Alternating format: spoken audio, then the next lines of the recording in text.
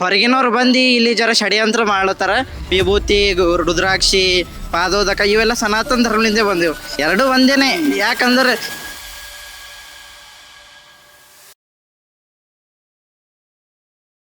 ಬಸವಾದಿ ಶಿವಶರಣರು ಯಾವಾಗ ಭೀ ಹಿಂದೂ ಮುಂದೆ ಭೀ ಹಿಂದೂ, ಸದಾ ಭೀ ಹಿಂದೂನೇ ಇರ್ತಾರೆ. ಇಲ್ಲೇ ಬಸವ ಕಲ್ಯಾಣದಾಗ ಬಸವೇಶ್ವರ ದೇವಸ್ಥಾನದಾಗ ಇಲ್ಲೇನು ಭೇದ ಭಾವ ಇಲ್ರಿ ಸರ್. ಯಾಕಂದ್ರೆ ಬಸವೇಶ್ವರಿಗೆ ದಿನ ರುದ್ರಾಭಿಷೇಕ ಆಗ್ತದ. ಇಲ್ಲಿ ಜಾತ್ರೆ ಟೈಮಿಗೆ ನಂದಿಕೋಲ್ ಇರ್ತಾವ. ಇದೇ ಇಲ್ಲಿ ಹಿಂದೆ ಕಾಣ್ತಕ್ಕಂಥ ಇದೇ ತೇರ್ ಎಳಿತದ.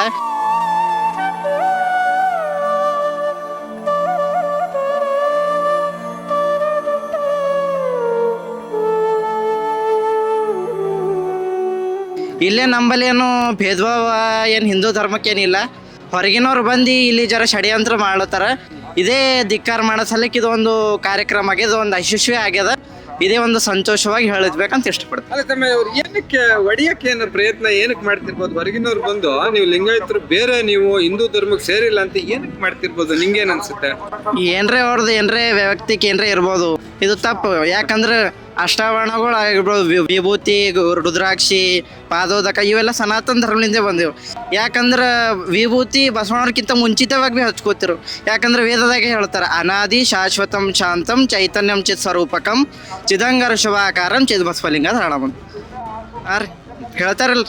ಅದೇ ಈಗ ಒಬ್ಬರು ಬಸವಣ್ಣವ್ರಕ್ಕಿಂತ ಪೈಲೆ ವೀರಶೈವರು ಲಿಂಗಾಯತರು ಬೇರೆ ಅಂತ ಅವರು ಎರಡು ಒಂದೇನೆ. ಯಾಕಂದ್ರೆ ಈಗ ಫಾರ್ ಎಕ್ಸಾಂಪಲ್ ಕೊಡ್ಬೇಕಾದ್ರೆ ಹಾವಿನ ಹಾಳ ಕಲ್ಲಯ್ಯ ದೀಕ್ಷಾ ಕೊಟ್ಟಿದವ್ರೆ ಘನಲಿಂಗ ರುದ್ರಮುನಿ ಶಿವಾಚಾರ್ಯ.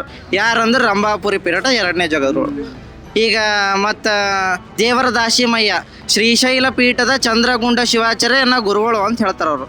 ಈಗ ಬಸವಣ್ಣವ್ರ ಗುರುಗಳು ಯಾರು? ಜಾತವೇದ ಮುನಿ ಶಿವಾಚಾರ್ಯ ಸಾರಂಗಮಠ ಹಿನವಿ ಕೂಡ ಸುಗೂಡಲ ಸಂಗಮದ ಜಾಗೃತವಾಗಿದೆ.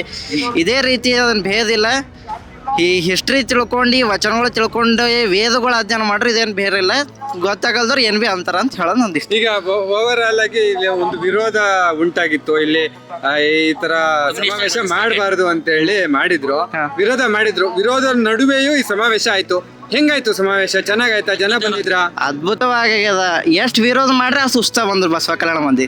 ಯಾಕಂದ್ರೆ ಅಷ್ಟು ಸಂಘಟನೆ ಕೂಡ ಎಲ್ಲ ಧರ್ಮದವರು, ಎಲ್ಲ ಜಾತಿ ಉಪಪಂಗಡಗಳು ಸೇರಿ ಇದು ಒಂದು ಹಿಂದೂ ಸಮಾವೇಶ ಮಾಡ್ಯಾರ. ಇದೊಂದು ಅದ್ಭುತವಾಗಿ ಕಾರ್ಯಕ್ರಮ ಮಾಡೋದೊಂದು ಸಂತೋಷದಿಂದ ಹೇಳ್ತೀನಿ. ಶರಣಬಸಪ್ಪ.